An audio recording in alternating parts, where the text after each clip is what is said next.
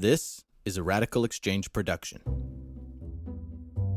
Hello and welcome to Radical Exchanges. In this episode, Matt Prewitt facilitates a roundtable discussion with three mission-focused entrepreneurs on the topic of plural property. Plural property is one of the core ideas that Radical Exchange advocates for. In this episode, you'll hear many references to a handful of terms such as partial common ownership, Harburger taxation, self-assessed licenses sold via auction or SALSA, and common ownership self-assessed tax or cost. While there are nuanced differences to each of these terms, they're often used interchangeably as the core ideas are essentially the same. At Radical Exchange, we find that these different terms make those core ideas way more confusing and intimidating. So we use the term plural property as an umbrella term that encapsulates all those others.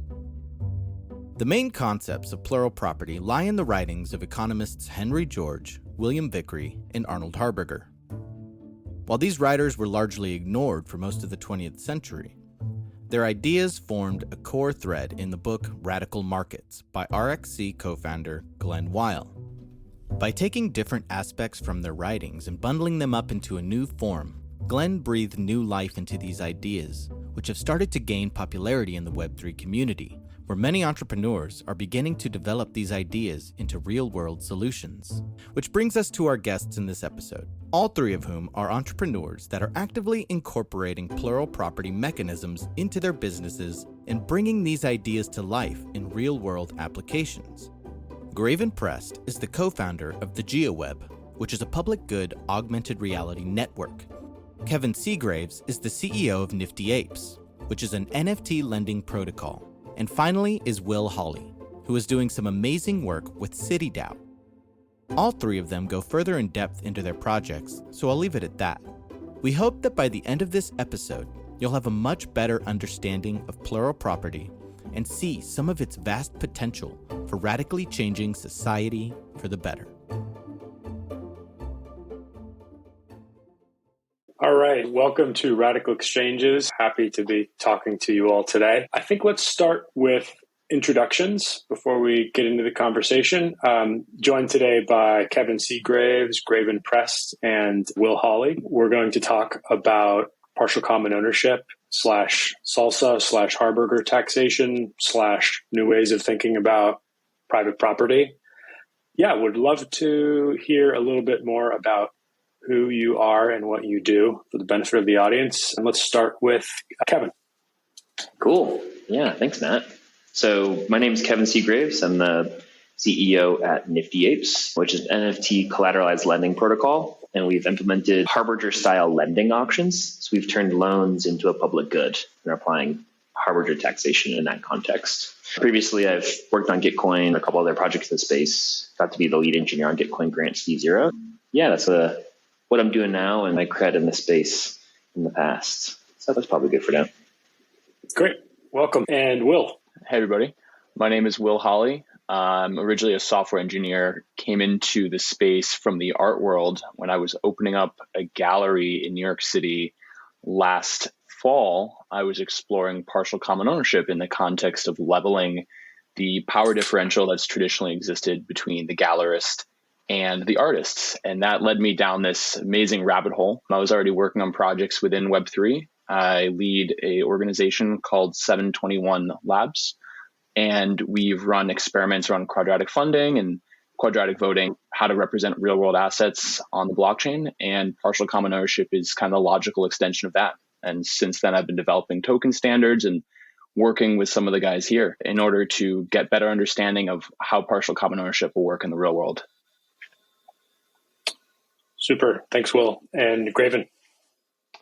All right. Yeah, I am Graven Prest, one of the co-founders of a project called the GeoWeb, which is a fair property rights system for anchoring digital content to physical land. And a buzzword version of that might be a augmented reality metaverse, but the fair part is we use partial common ownership or Harburger taxes to actually administer our digital land. I entered the crypto space in 2019, didn't really know what I was doing, had worked in previous tech startups, but knew that there was a lot of smart people in this area and kind of went down the rabbit hole. My co-founder actually introduced me to Radical Exchange and the idea of harbinger taxes, and been working on the GeoWeb and in this space ever since. Super. Thank you all for joining me today. I think so full disclosure for the benefit of the audience is that the four of us have been talking and working together at various capacities and for quite a while, thinking about this, thinking about the concept of what we're calling partial common ownership or harbinger taxation or SALSA or self-assessed taxation. There's kind of an extremely messy, confusing jumble of vocabulary here, which we've kind of already jumped into. And so I think it would be useful to take a moment to clarify it for the audience, clarify what exactly we're talking about. And I can start at a high level by saying that the general idea that we're talking about today and that we're working on in different capacities is a way of rethinking private property. It's a way of rethinking the way that control or possession of property or of some scarce resource or a governance or something like that, a way of thinking about, of basically rethinking how control over something is shared or allocated. That's very abstract, but basically we're talking about rethinking property here. And we've got this kind of alphabet soup jumble of vocabulary that we're using, all to name basically one idea, but one idea that has various different permutations. So with that said, I wonder if I could invite one of you to take a stab at defining a few of these terms, defining, let's say, partial common ownership, harbinger taxation, SALSA. And is anyone brave enough to take a stab at that? Sure. I'll start off by saying I look at them all as the same thing. They might have different contexts that they're used in, but I think they basically all have the same rules. And the idea is to create a property rights system where someone can control a scarce thing, like Matt was talking about, control a scarce thing. And the rules for controlling that scarce thing require them to, one, set a self-assessed value that they're willing to sell that asset at. And that's why crypto's great. You can enforce these sorts of things. And so you set your self-assessed value. That is your for sale price, but it is also the basis for the calculation of a tax or a fee or some sort of percentage assessment on top of that. So that's called that's people talk about it as a self-assessed tax. So the idea is that those two incentives, you want to set a really high price because you don't want to sell it for too cheap, but you don't want to overprice it because you don't want to pay too much in fees and taxes. Those two balancing forces are like the very simple but very impactful thing that gets rolled up into harbinger taxes, partial common ownership, SALSA, cost, whatever you want to call it. And I'd like to add just kind of why it's cooler. Basically, in a more traditional ownership sense, with just private ownership, you maintain a high level of investment efficiency. If I invest something, I'm going to receive all the returns from that investment. But I have really poor allocation efficiency. And that, for example, you could have a parking lot in the middle of Manhattan that's just sitting as it's a parking lot, but it could be a 100-foot skyrise. It could be massively more productive use of this resource. And so with a harbinger tax system, you're able to more effectively allocate these resources while maintaining some of the investment efficiency as well. Whatever I put in and invest in this to build the skyrise, for example, someone's going to have to pay me that same amount when they want to buy me out, but I couldn't just squat on it as a parking lot. So it's a little bit of why is this valuable? I think it's also important. Oh yeah, go ahead. Sorry. It's also important to note the class of assets which we believe partial common ownership should be applied to. There's probably someone out there right now who thinks we're a bunch of socialists saying we should end private property, and that's not the case. But there's certain types of property where the value is based on the network around that property.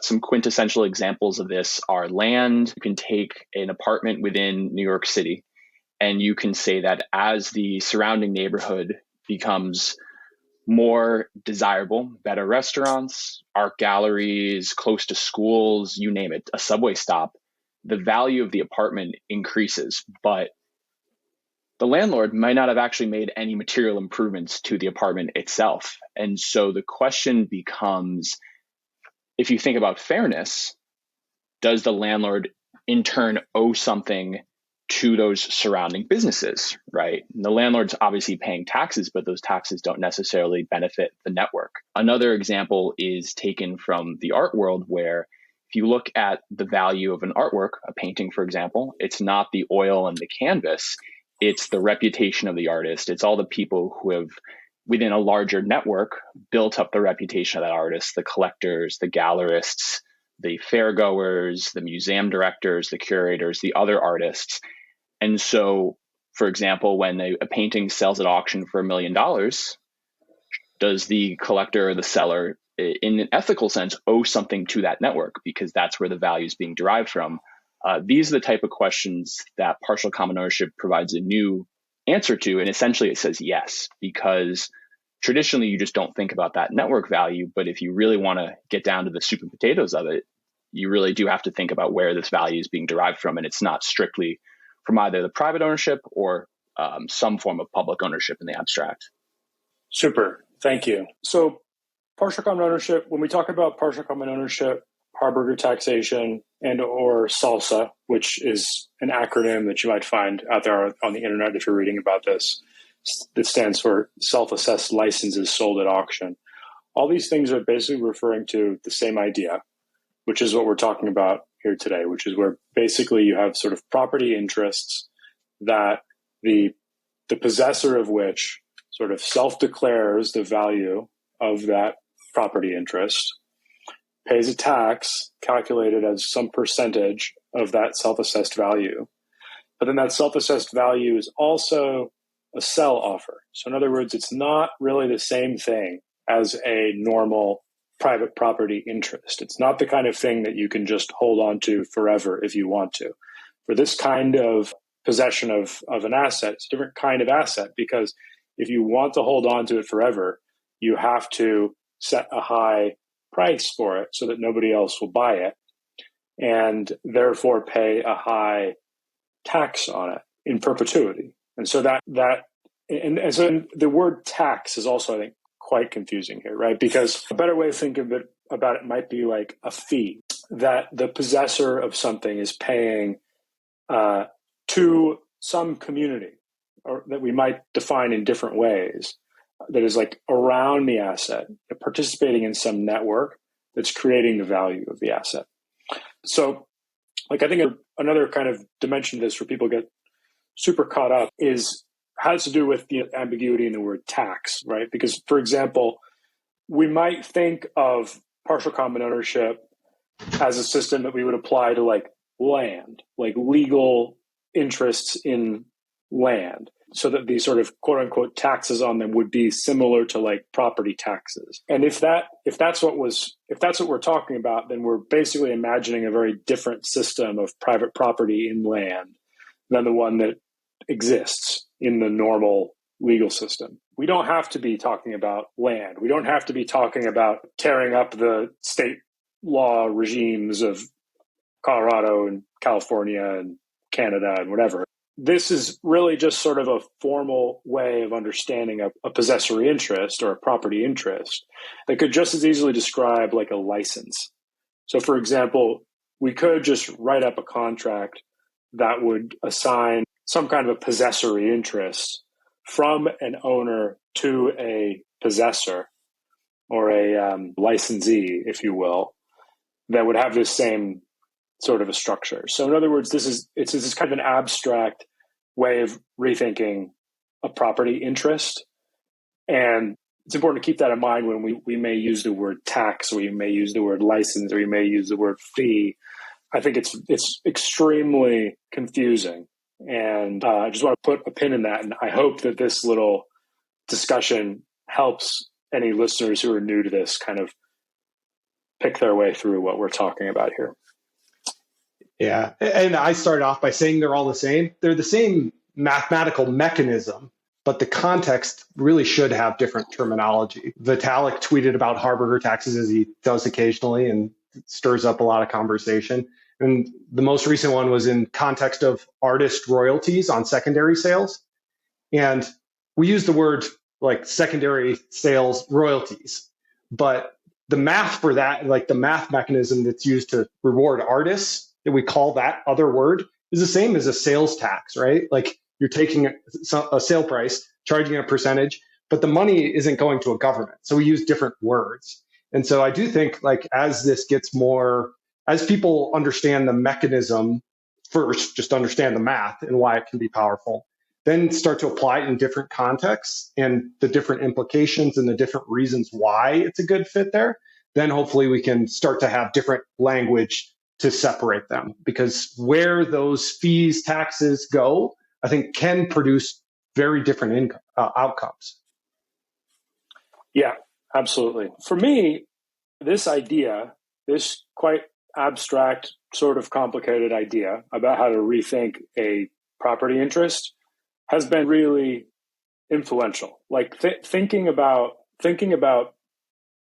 property interests in this way, or shifting into thinking about property interests in this way from the more sort of default mode of thinking about property interests that I think, most of us are like brought up in, has really, really changed my perspective on a lot of things and kind of, been quite a fruitful intellectual path for me to walk down. And I wonder if any of you all would like to say a little bit about your journey with this idea. Like, how did you first encounter this thought, this idea of partial common ownership? What grabbed you about it?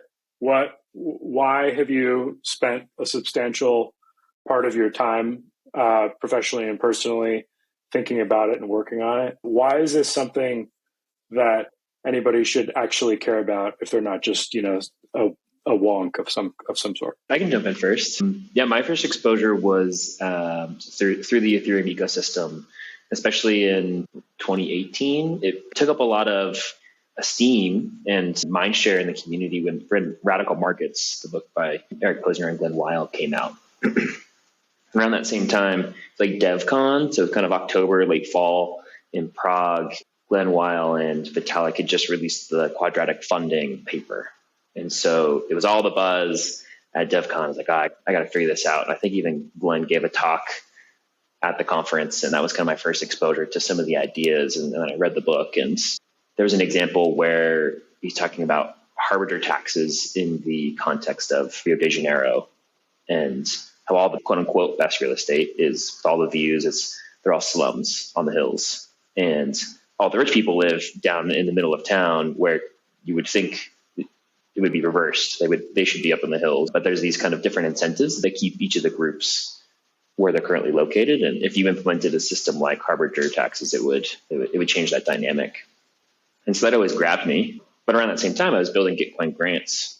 And so quadratic funding really grabbed my attention first. And that was really where I engaged more with these radical market ideas. Things happen, years have gone on, I've moved different projects. And now I'm thinking about loans and how to find a true market valuation for a loan or a derived true market valuation for an asset. It's really hard to do price valuations for NFTs because it's a small collection of assets. It's pretty low volume and low liquidity in general compared to most asset classes. And having this kind of self-assessed valuation for the loan that's always on auction that any other lender can buy at any time provides this really useful data set and allocation efficiency of capital, which isn't really possible before. And so I fell into that architecture and that ability, like, oh, this is a harbinger thing. This is awesome. So that's kind of where I started with it and why I'm working with it now. And honestly, it just has always been really value aligned, thinking about what does it mean to be radical and revolutionary and like push the boundaries and challenge the status quo. How can we create a better world? Like, I think it offers the opportunity to have a more egalitarian, equitable world. So that's why I'm into it. But so, Kevin, the way you described that, so in Rio, the slums are in the hills and the rich people are living in the not as good real estate. The way you describe that is that there were harder taxation, then it would switch. That actually sounds like a bad thing to me. I don't want that. So why is that a good thing? It was a good thing because it doesn't allow people to squat on the real estate that they're currently in, right? So it's like, yeah, the rich people could then buy out the nice real estate in the hills, but then it doesn't allow them to, they can only use so much of their capital towards different assets. And so it actually frees up this real estate to be purchased by people who have less value. They can't hold on to where they currently live, right, as well. So it actually offers the opportunity for people to move around to where its most effective use can be realized. Is that helpful? I think so. So I think that what I just want to point to is that in this mechanism, it is a complex thing, right? The reason it's a complex thing is that there are two sides to it. One side is looking at things from the perspective of assets themselves, thinking about how does this asset flow to its most efficient use, right? And if we think about assets flowing to their most efficient use, that is going to look like on average, that's going to be the better assets flowing to people with more resources, right? But that's not, and I'm speaking for myself because I actually do think that this thing is kind of a crystal ball or something, so that you can see different people can see different things in it. And I believe that, whatever sort of side you look at the crystal ball from, it turns out that there's something attractive in it. But that can be and often is lost in translation when we talk about it from only one perspective. So what I mean by that is if more assets were managed through partial common ownership instead of through private property, there would be many cases where high value assets would flow into the hands of wealthier people. But that's not all that's going on. That's not even close to all that's going on here. Another thing that's going on here is that assets are flowing into the hands of people who are better positioned to use them productively. And often that is not going to be wealthy people. Often wealthy people are squatting on things because they can afford not to sell things, and they're earning passive income from things despite doing nothing productive. There's a lot of wealthy people doing that in our economy. That's a major force in our economy, actually. So there's also that. But then that's not all, right? There's more in this crystal ball. Some of the other things going on are, and one of the other super important things that's going on that I think you just can't understand this idea if you don't have this before your mind, is that this form of asset possession is generating a constant stream of fees. So first of all, it's weakening the grip on private property that anyone who's possessing something has. So right now, wealthy people own things permanently, forever. Nobody can do anything about it. This weakens that, right? So this is a weakening of what we traditionally think of as a property interest. And it's generating a constant stream of fees, which is being redistributed. So that constant stream of fees, which is being redistributed, is not primarily being redistributed to the wealthy who might occupy the high value real estate. It's primarily being redistributed to the non-wealthy who are, through their labor, through their work, through their participation in networks, creating the society around assets that is basically breathing value into those assets. There's a deeply redistributive thing going on here, in addition to all these other complex things that are going on here. Well, it's redistributes, but it's redistributing in a way to those who are doing work, right? The more work you put into the system, the more value you derive from the system. Exactly. And so the fact that it's redistributing to people doing work is a progressive thing, not a regressive thing, right? Because what capital allows you to do is to earn money without working. Right? This is one of the main things that capital is good for. The more capital you have, the easier it is to earn money without working. And this makes that harder, not easier.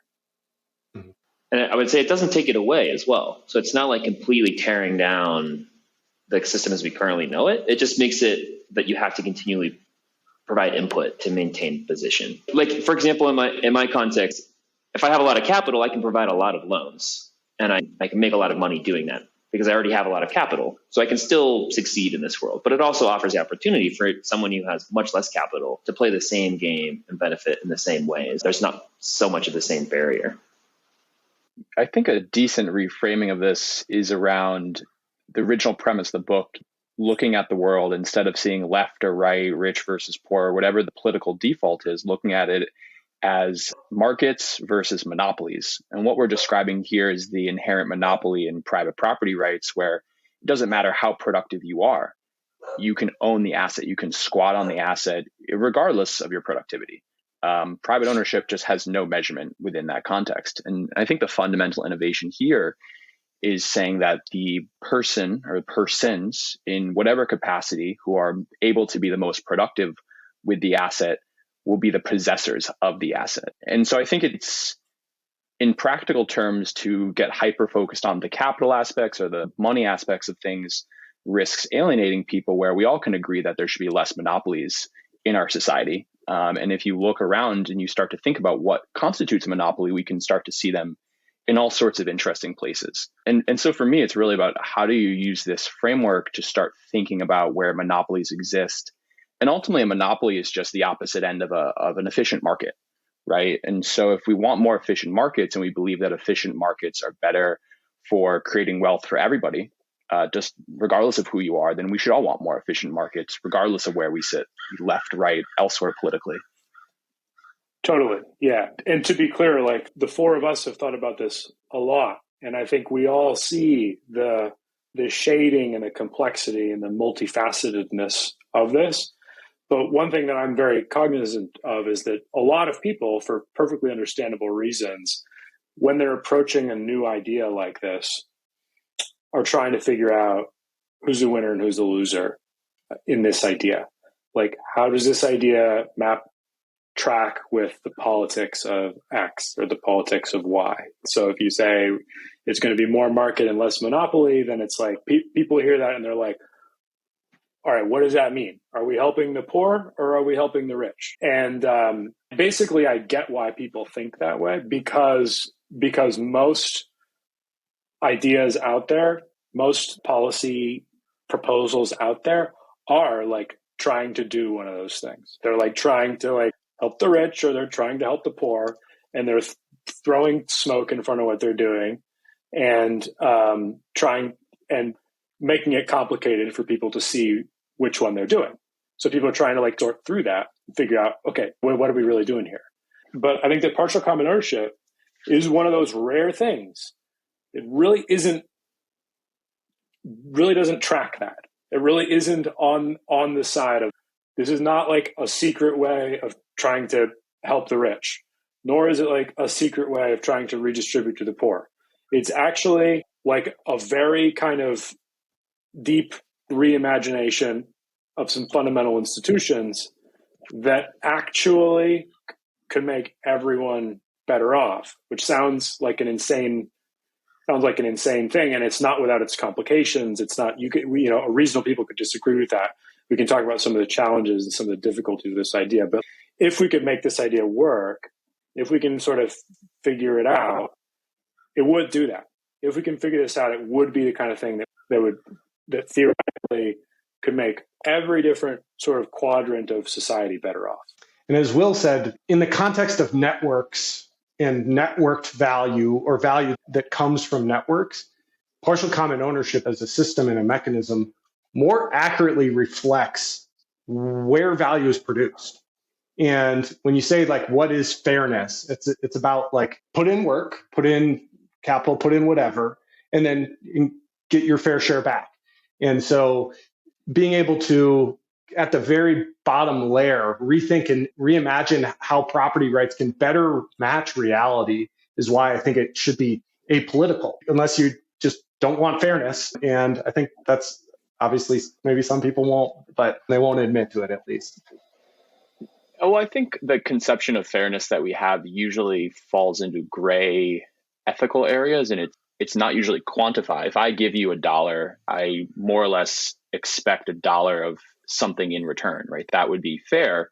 You are not treating me as a means to an end, your own end. You are treating me as an end in and of myself, right? One of the fundamental premises of the Enlightenment. And if you believe in that, then you treat people fairly. You give them what you expect in return.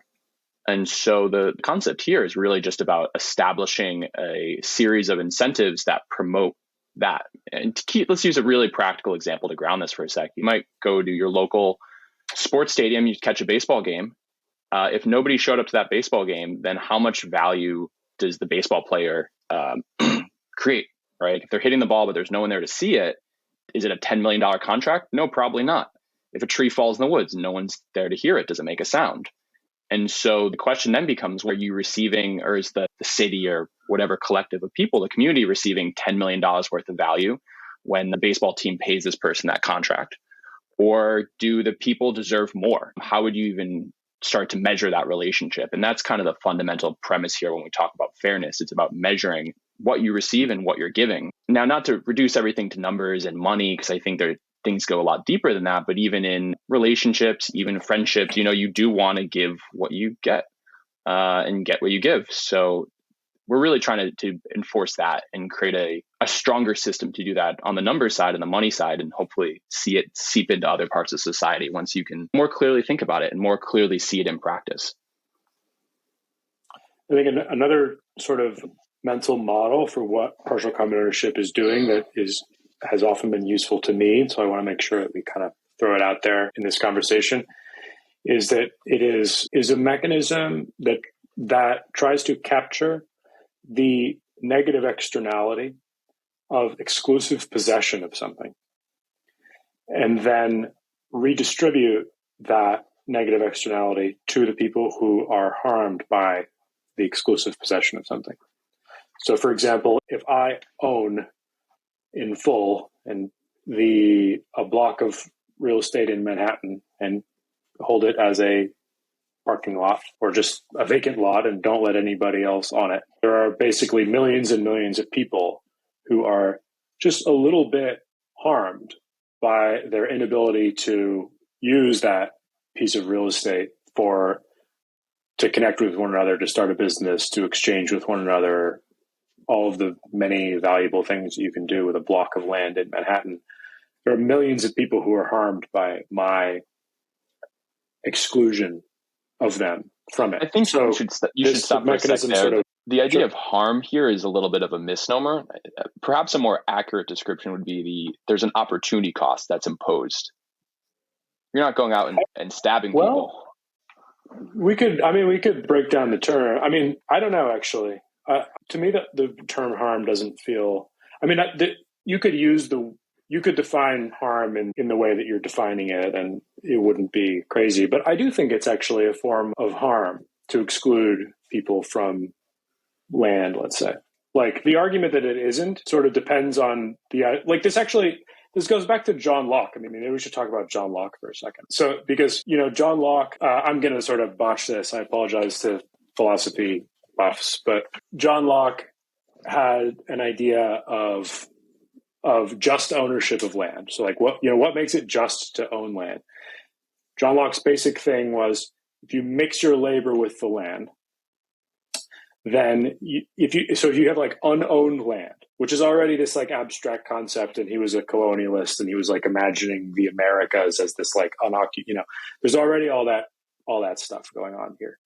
But let's modulo that for a second. John Locke's point was, if you have unoccupied land, how could a claim to possession of it arise? And his answer was, if somebody mixes their labor with the land, then a just claim of ownership of that land would arise. That was basically his theory, and that kind of makes sense. But even he said, so is this famous sort of Lockean proviso, which is like a little asterisk basically on his theory of just ownership, where he says, but that depends on there being enough and as good for everyone else to do the same thing.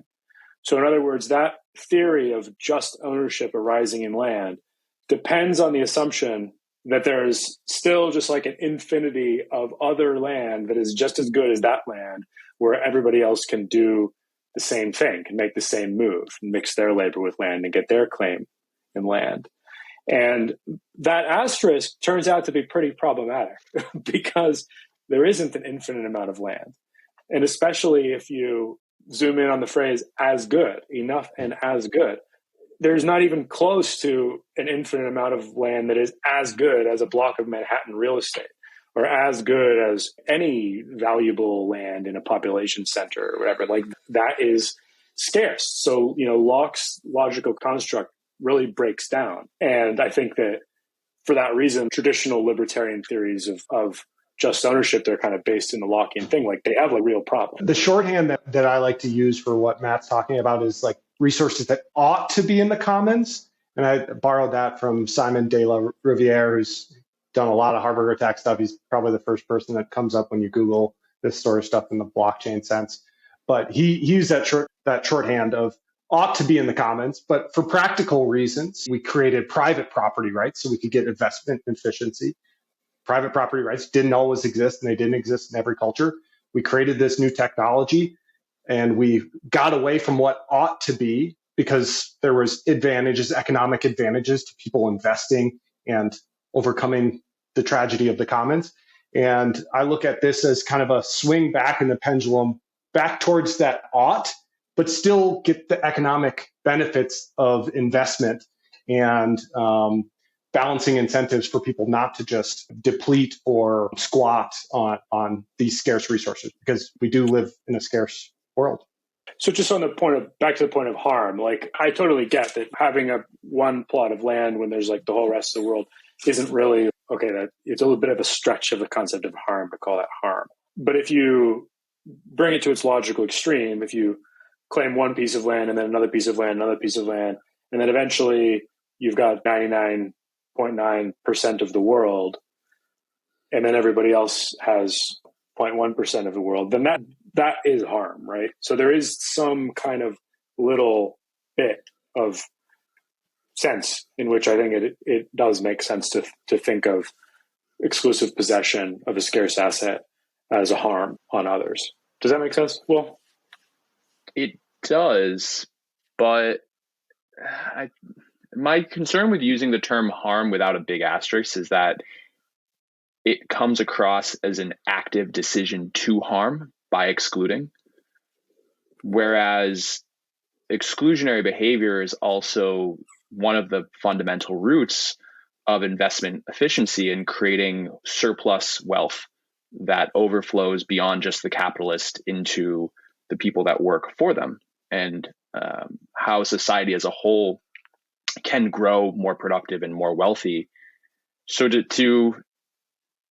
I think it's important to really talk in specifics there. When you give that example of the person who owns all the land in the world except for that one plot, realistically, everyone else is going to go kill them.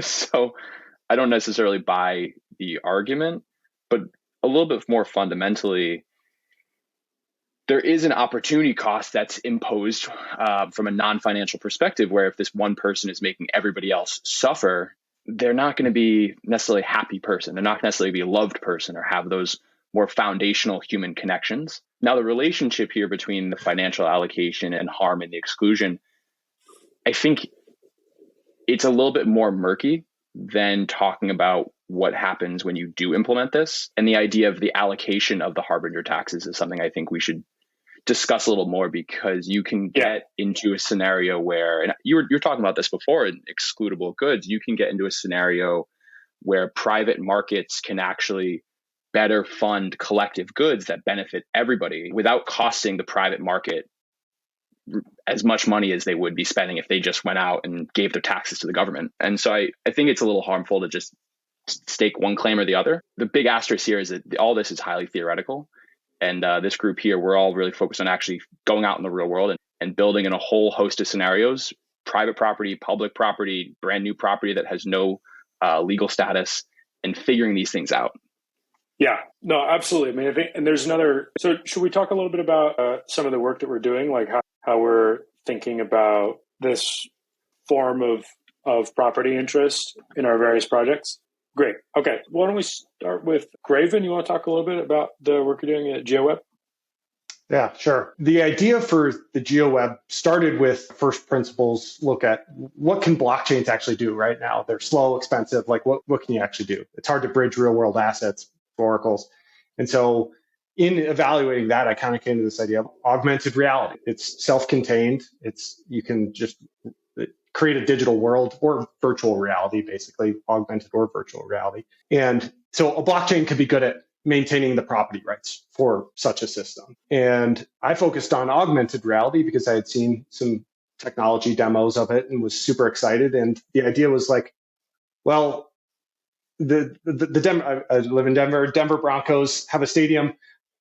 If we're going to try to get everyone to communicate and have this world where we're seeing augmented reality everywhere, I would want the Denver Broncos to have control of that airspace. And so the conflict starts there. It's like, how can you ensure that if you have this blockchain that's good at keeping these property rights, but the wrong people have them, then you did a really good job of creating a bad land registry. And so I was banging my head trying to figure out ways. Obviously, we want this to be decentralized and all the sort of buzzwords.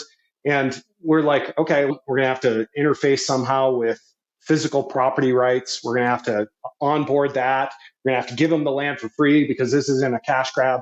And then my co-founder, I just happened to meet him at a conference and I talked to him about this idea. And he's like, well, have you read The Radical Markets or heard of this thing from Glenn Weil? And first time he said it to me, it was even maybe a little too radical for me, but it was like, oh, like those two balancing mechanisms actually mean we can get fairness. I've probably overused that word so far today, but we can actually end up with the people that we want.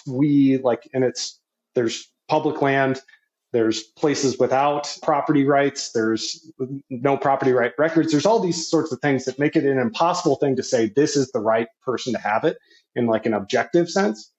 And so when he explained that to me, I was like, okay, this is like some good rules that can kind of get us close in all the use cases. But it took me a little while to warm up to the idea of other people warming up to it. But once we did, I really just started going down the rabbit hole of what the implications of this are. We are starting with kind of a greenfield-ish property right.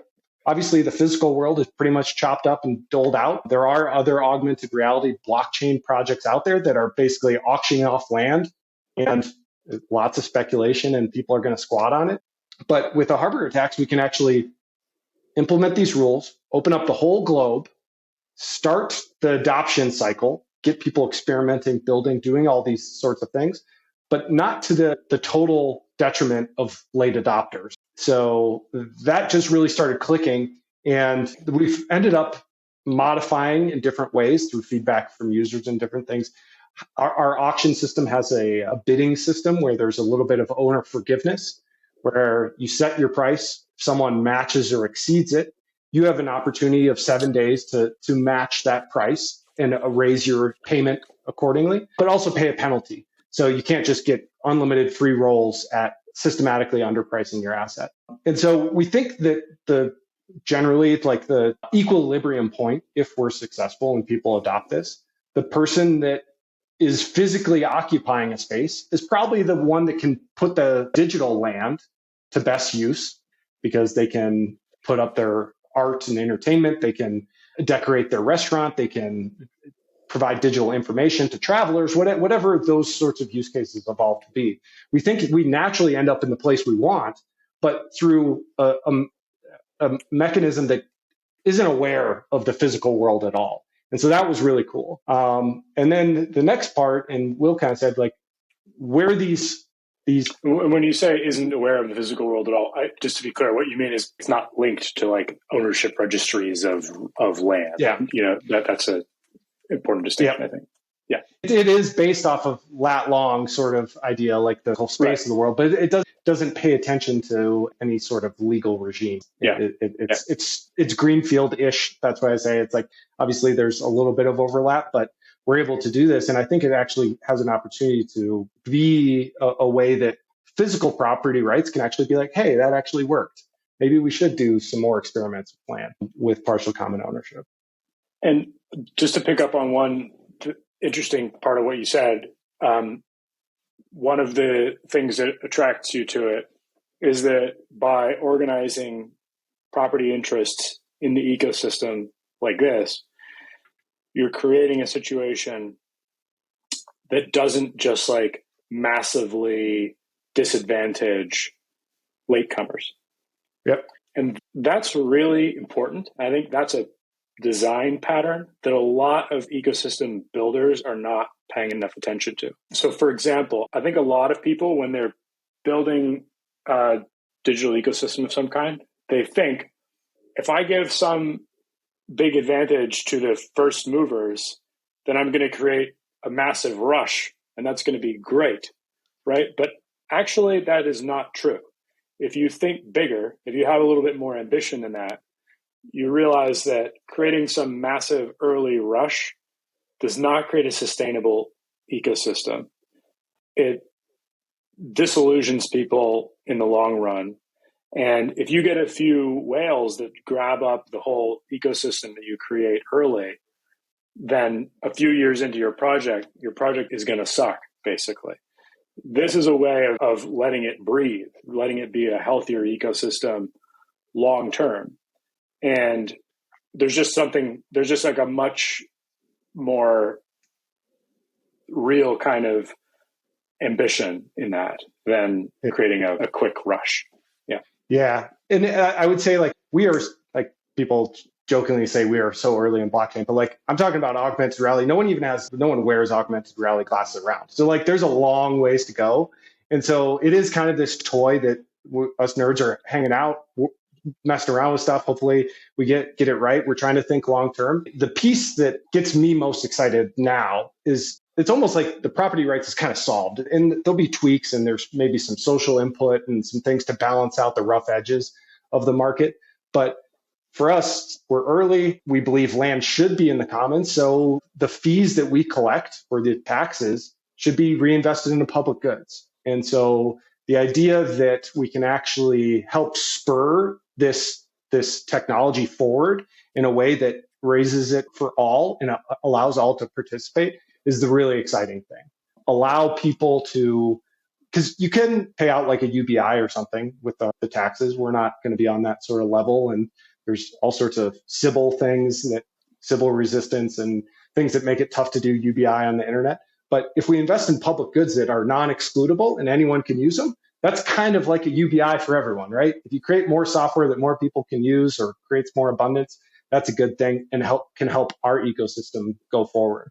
So I'm really interested in the feedback loop of what harbor taxes, partial common ownership, what those fees can then do for the public, the commons as well. Super.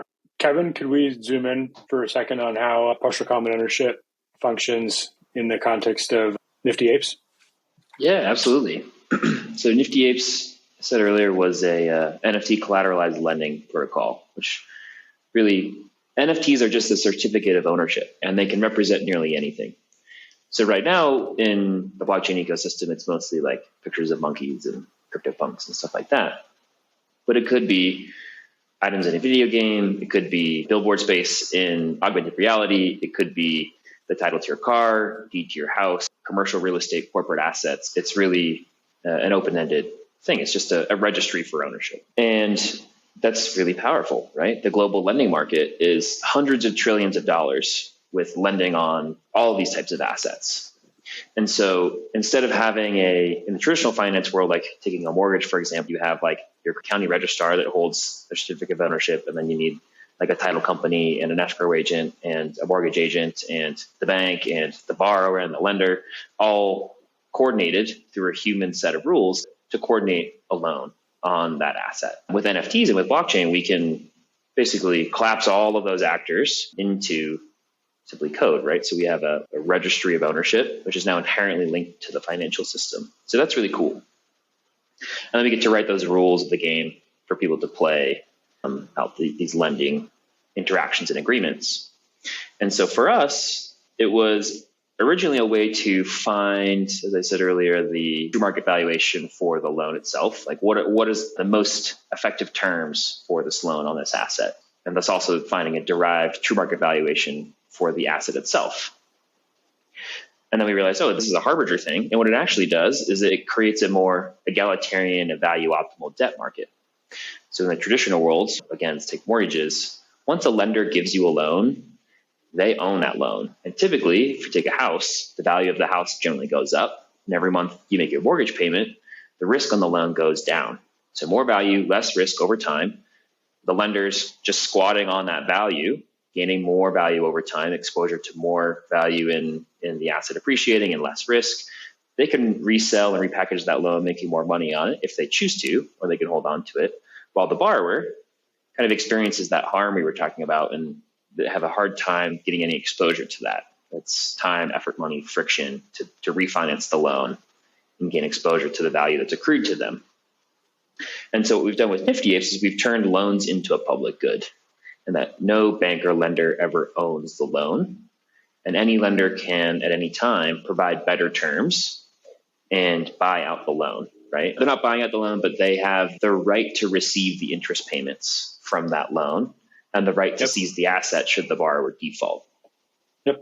So you're basically making capital compete for the right to receive that interest payment and the right to gain that value from that public good while they're doing the work of pricing the asset, pricing the loan, and providing capital. And the borrower now has an automatically refinancing loan that improves over the duration, right? So it's not an adjustable rate mortgage, it's just a better rate mortgage.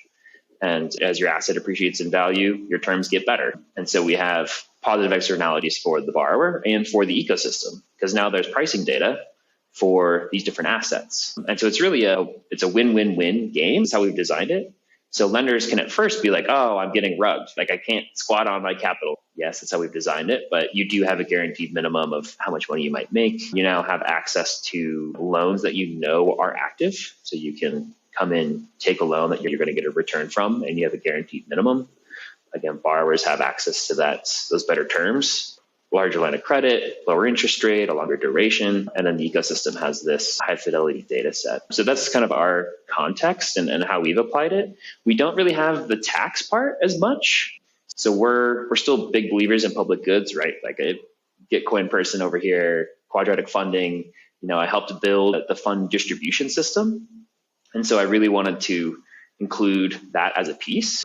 There is still, lenders are providing the self-assessed evaluation and providing the capital to back that self-assessed evaluation. And that's kind of how it's working there.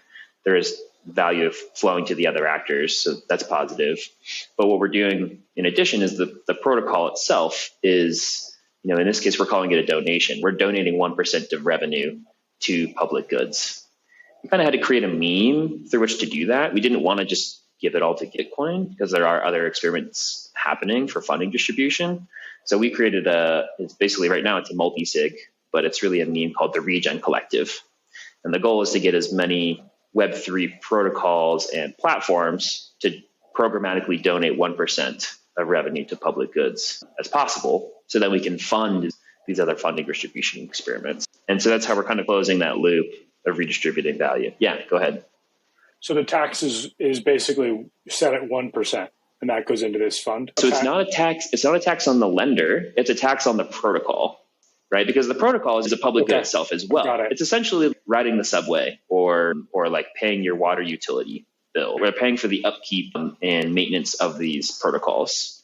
And so that's kind of like what revenue the protocol makes. It's essentially equivalent to that. And then the protocol is taking 1% of that revenue and giving it back to public goods. So if the global lending market did $7 trillion in revenue in 2019, if we took 1% of that revenue and gave it back to public goods, it'd be $70 billion a year for the planet, potentially. So that's how we're kind of tying it back. What prevents, though, a lender from overvaluing their loan so that nobody buys it from them? So they totally can. The risk there is that to do even better. So you're able to find, there's a game theoretical equilibrium in that you don't want to overprice your loan because you might put yourself into a risky position where the asset actually drops in value and your loan is underwater and the borrower is not going to repay the loan. They're going to be stuck with the asset. So okay, but so what the actual check on it though is that the self-assessed value is the actual value of the loan also to the borrower. The risk there is that the asset might not, at least right now, it's a very volatile market, right?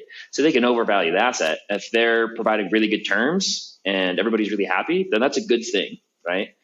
That is, the borrower is getting great terms and there's no other actor in the marketplace who's willing to do even better. Okay, but so what the actual check on it though is that the self-assessed value is the actual value of the loan also to the borrower. Correct. Got it. There isn't like a private valuation. No, it's like if you're providing a valuation, you're staking the capital up front and someone can walk away with it. So you have to like have an accurate valuation of the asset and the risk on the loan so that you're not losing money along the way. Cool. Interesting. So that's me.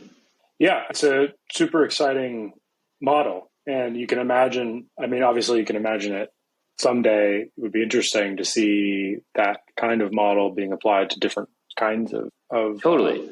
Of assets so right now, in the financial system. Yeah. Right now it's JPEGs, but it could be the housing market. Imagine like right now, interest rates are going up. Let's just say it's 6% right now. And over time, I want to buy a house, so I take out my loan. But over time, the interest rates dropped. And in the current system, I'd have to wait or like try really hard to refinance at some future date. But in this system, it's like, oh, okay, my house is probably going up in value over time. And as interest rates drop, like other lenders are going to want to take over that loan in order to receive those interest payments.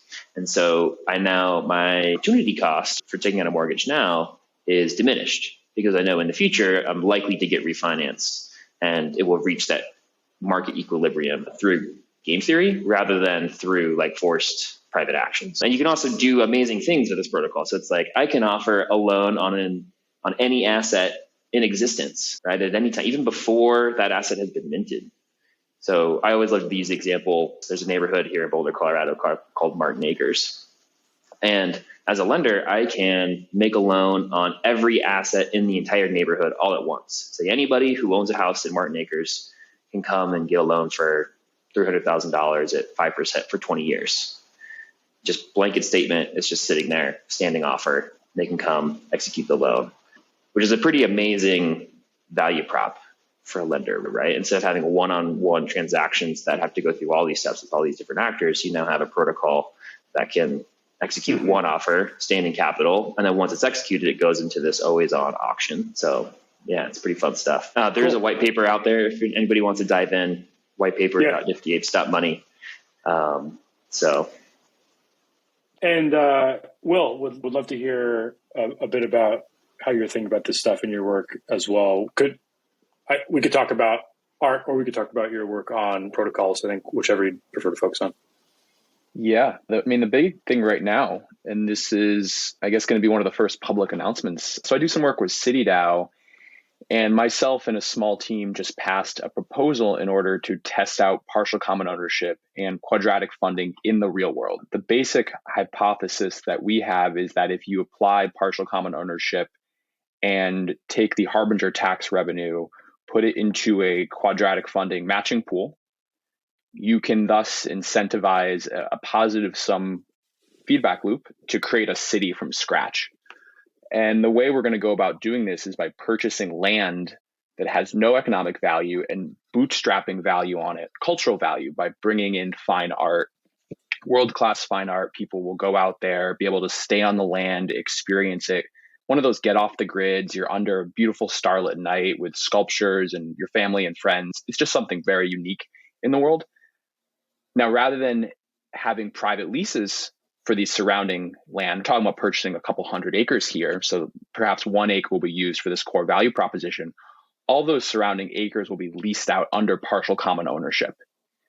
And the idea here is that teams from within CityDAO or outside of CityDAO, anybody really can come in and take on one of these leases to improve the overall user experience. So our V0 is going to be pretty minimal amenities, some luxury tents, a clubhouse where you can wash up and eat something, but there's really not much more than that. teams will come in and build on top of that, capture excess or unrealized value that nobody else is capturing. They will then pay some harbinger taxes into the pool. Those harbinger taxes are an incentive for other projects to come in. And because we're talking about the desert here, it's pretty expensive for the delivery of a lot of services, what's known as a high last mile cost. And so we want to subsidize, lower that last mile cost. High-speed internet, better facilities, easier to get to from the nearest airports. We're looking at land that's about 2 hours from the closest international airport, easier to get there. All those basic infrastructures that make it more desirable, just get the word out there, make it easier to come to, so make it more accessible, resulting in better margins for the projects that are already built on it, more customers, which increases the harbinger tax revenue. And again, using the perpetual auctions and this allocation mechanism, we should get to an equilibrium where the most productive projects are the ones servicing these tourist needs, which ultimately just means a better user experience for the people coming out there to experience this. And all in all, increasing that funding pool for the next round of quadratic fund matching. So my prediction here is that in turn, this should get a positive sum growth feedback loop, the type we would see if we were going 300 years ago to New York City or San Francisco. Ultimately, this is completely experimental. The people of CityDAO voted overwhelmingly in favor to run this experiment, and we're really excited to do so. So that's going to be something we'll be working on over the course of the next 2 years. This all just happened in the past week, but the ideas have been cooking for about 9 months now. And the logistics of trying to get 10,000 people behind a single proposal took about 3 months. Especially when Amazing. We're talking about partial common ownership, which is a whole case of ideas in and of itself that needed some good explanations. Totally. Super, super exciting. And you've also built like tools and smart contracts that people can, I guess you'll be refining them in the context of this project, but you've already got some pretty great resources out there for people who are interested in picking up on this template and integrating it into their own work. Yeah. Where can people find out about that? Yeah, it's on GitHub, github.com/721labs/partial common ownership. When I got into this, I was describing the idea to people and trying to get them excited as well, because it was very clear to me how it could impact their businesses and the projects that they're working on, originally in the art world. And then I realized, wait a minute, even if people understood this thing and they wanted to implement it, it would be really hard for them to implement it. Those upfront costs are way too high. And I looked around at some of the existing implementations and just saw that, again, they were way too complex for somebody who wasn't familiar with this concept. And so I forked some work that was done and kind of refined that, made it much more mature than it was back then. And as you probably guessed, there's so many different variants of what we're talking about. There's so many gray areas and unknowns, and trying to support as many of those as possible so you can really plug and play your flavor of partial common ownership and make it work for you without needing to reinvent the wheel here.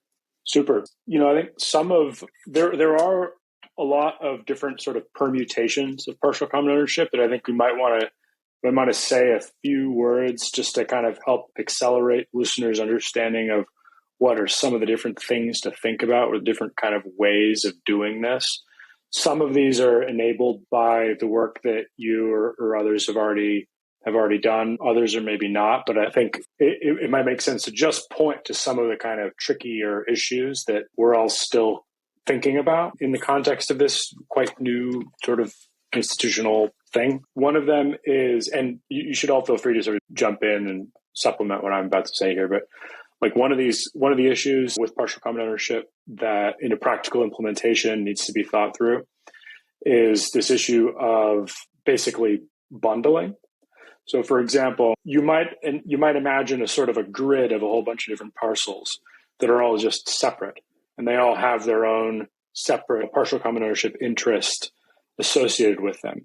So we just are buying and selling each one separately. You can imagine another world in which you're able to bundle a bunch of those interests together into one and sort of have a self-assessed price for the combined thing. And then the other side, you can imagine being able to buy one partial common ownership interest and then subdivide it into lots of different pieces. And both of those two things, the sort of bundling thing or the subdividing thing, present issues and complications in the management of partial common ownership interests. To save the listener a whole bunch of thinking about this, I'll state my view on how to think about them. So basically, I think that these issues, the bundling and subdividing issues, are issues that need to be decided collectively. So basically, the partial common ownership interests are individual interests. If I own one thing and I'm self-assessing the price on it, I'm acting as an individual. But when you sort of take that turn into the bundling and the subdividing of interests, those decisions shouldn't be unilateral. There needs to be some kind of other democratic mechanism for making those kinds of bundling and subdividing decisions. One other one, continuous auction versus periodicity. The way that partial common ownership is described in the book Radical Markets is as a continuous auction system. And most of the experimentation that's out there now having to do with partial common ownership conceives of it as property interests that are up for continuous auction. So in other words, that third parties can buy them at any time. There's another way of, sort of a tweak on how to think about it is to think of partial common ownership interests as up for auction, not all the time, but periodically.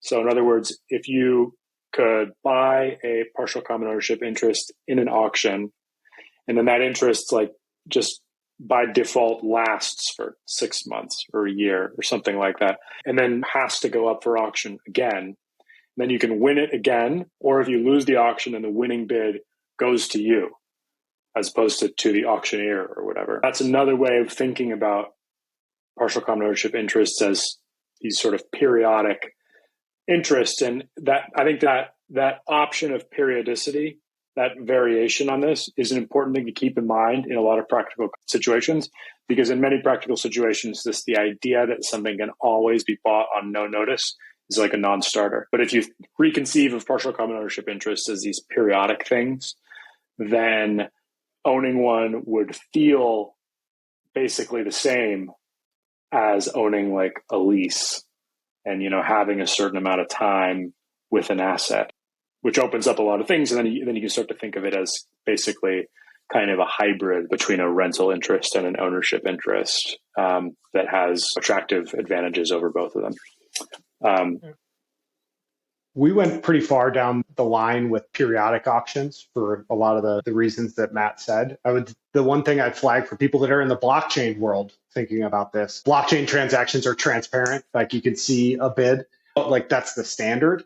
And so you kind of start to have, if you have these periodic auctions and you need to collect bids, you start to have information leakage. And there's ways you can obscure how much a bid is, but it's going to take more capital to basically hide the money. So we ended up not doing periodic auctions. And I think there's definitely, they need to become more accessible because people worry about losing their object overnight. And so we end up having a different solution to that. But there's some things that just require certainty to make the sort of long-term investments that we still want to encourage. And so depending on use case and all that sort of stuff, having periodic auctions will be really important, but I think it'll probably require some sort of commit reveal scheme or some sort of shielded transactions or something like that so that you can have a fair auction where the incentives for people being honest about their evaluations going into the auction aren't undermined. Yeah. Yeah, I mean, I'll jump in with the biggest problem that we're coming up to, right? So we're about to launch. Feels really exciting. It's great, but there's this question around when we talk to lenders, like, oh, I could get rugged at any time. Like what? It's the paradigm shift, right? Well, yeah, we're turning loans into a public good. Yeah, you have to continually put in work and provide a true market valuation to continue to receive those interest payments. Why would I ever want to do that? It's like, well, ideally we're going to be attracting a lot more borrowers. So it's how do we get that flywheel spinning and how do we get people to buy in and start that cycle? We think there's a lot of attractive things about being a part of an ecosystem like this for all the reasons we've talked about in this whole show. But that's the biggest one that I see is convincing people. We basically have to demonstrate to them through usage of the protocol that it is worthwhile to be a part of and there's value to be had in many different ways. So yeah, I'm not sure exactly the answer of how to do it. We're going to go try. That's where we're at.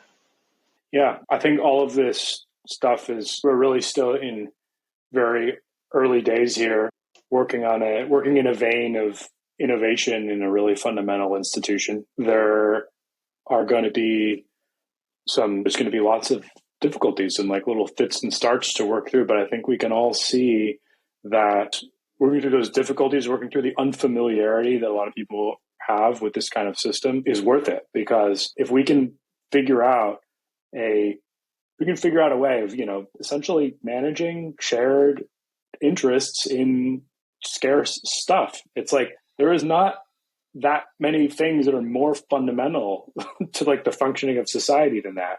So any incremental improvements to property systems that we can get going through this kind of work are going to be a big deal. They're going to be really transformative to fundamental, like whole sectors of the economy, and potentially transform a lot of lives and make important things work better. It's just as far as pitfalls. One thing I realized is that when you're working with abstract things, so like a loan it's just an agreement, right? It's not a physical piece of property, or it's advertising in the metaverse, or augmented reality.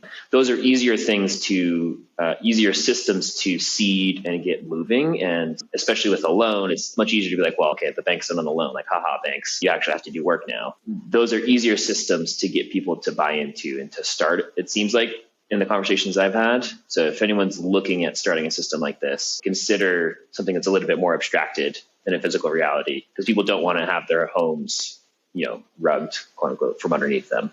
That's one thing I've come across.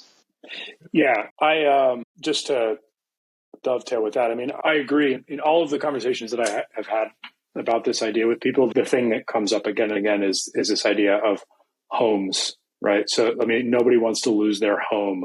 Homes have this emotional connection for perfectly good reasons, and are therefore probably just the last place to think about this radical of a rethinking of an institution. But in the context of commercial real estate, or in the context of loans, or in the context of any of these other kinds of things where the stakes are just a little bit less personal, it becomes more, people are more open to a different way of thinking about things. So that's right as a pragmatic matter. But I do want, one of my Sisyphean tasks is I really do want people to understand that even in the context of emotionally sensitive things, even in the context of, it's like, this is a better way of sharing power that isn't just some kind of a market maximalist, help the capitalists exploit everybody thing. It really isn't that. It's a way of